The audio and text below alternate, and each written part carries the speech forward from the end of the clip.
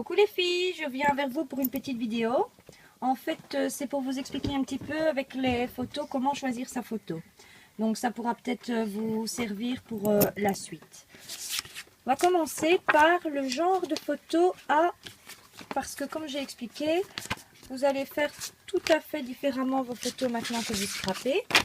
Mais par contre, vous n'allez quand même pas jeter à la poubelle toutes celles que vous avez fait jusqu'à présent. Donc, oui Maurice, c'est toi. Donc, on va commencer. Le genre de photo que nous faisions avant.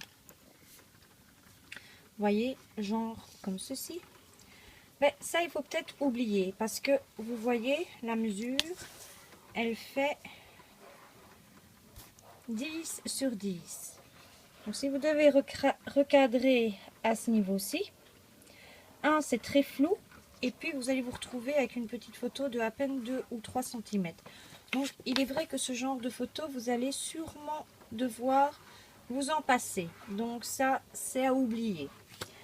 Je vous parlais des photos d'avant, genre vintage. Ça, par contre, elles ont toujours été bien prises, contrairement une fois qu'on a commencé à faire nos photos nous-mêmes. Ce genre de photos qui étaient faites forcément par un photographe sont toujours nickel à scraper. Maintenant, regardez.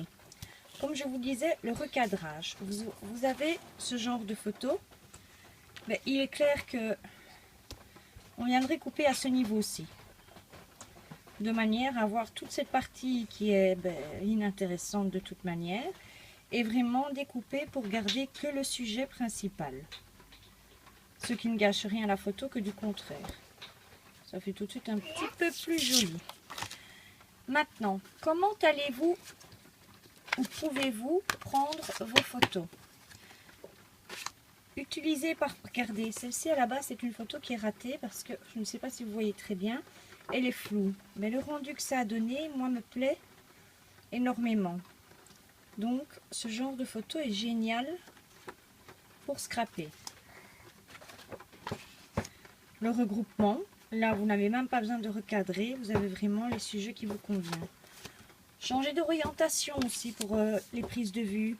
Au lieu de la prendre habituellement droite, vous mettez votre appareil légèrement de travers et vous pouvez avoir un effet vraiment superbe pour vos photos. Alors, logiquement, on vous dirait de ne pas prendre, je vais vous montrer, vous voyez, ce genre de photo où la tête est coupée. Ce qui gâche quand même un peu la photo. Donc il aurait été préférable de prendre un petit peu plus haut pour avoir les sujets vraiment bien centrés. Donc ce genre de photo forcément est un petit peu raté. On utilisera moins en scrapbooking. Sauf dans certains cas. Où moi celle-ci j'adore. Vous voyez, les têtes sont coupées et pourtant ça donne un bon rendu. Et alors là où je vous parlais du recadrage, on prend la photo.